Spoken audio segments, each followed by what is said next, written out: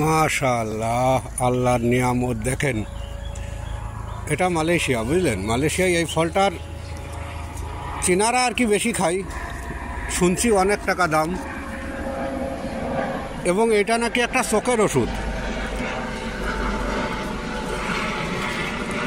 গাছটা লাগাইছিলাম অনেক বছর আগে, 4 বছর আগে লাগাইছিলাম। এখন আলহামদুলিল্লাহ গাছে মনে করেন ফল চলে আসছে, ফলও তো বেশ মাশাআল্লাহ। ও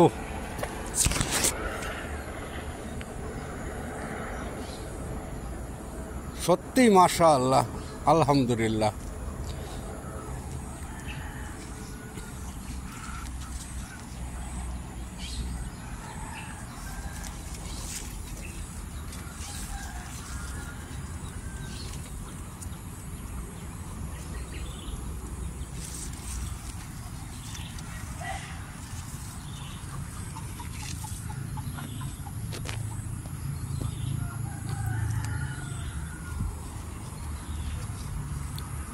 পাইকে কালো হয়ে গেছে ফলগুলো। দেশে যাওয়ার সময় এই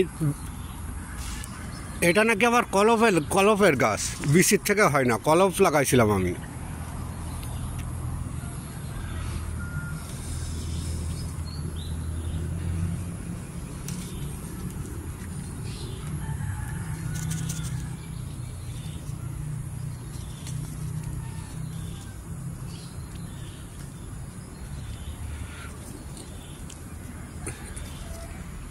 আল্লাহর রহমত সত্যি বোঝা বড় দায়, কখন কারে দেবে।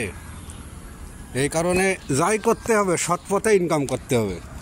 একটা কথা সবসময় মাথায় রাখতে হবে, আমরা যারা প্রবাসে আছি জানি না বাইসে দেশে যেতে পারবো কি না। এই কারণে সৎ পথে ইনকাম করতে হবে। আল্লাহ দেশে যদি ন্যায় নিল, না নিল কী করার আছে, নাকি বলেন? এ যদি না ছিঁড়া হয় তা মনে করেন যে নিজে গাছের থেকে পড়ে যাবে, ঝরে পড়ে যাবে। মাশাআল্লাহ, কত নেব আর, অনেক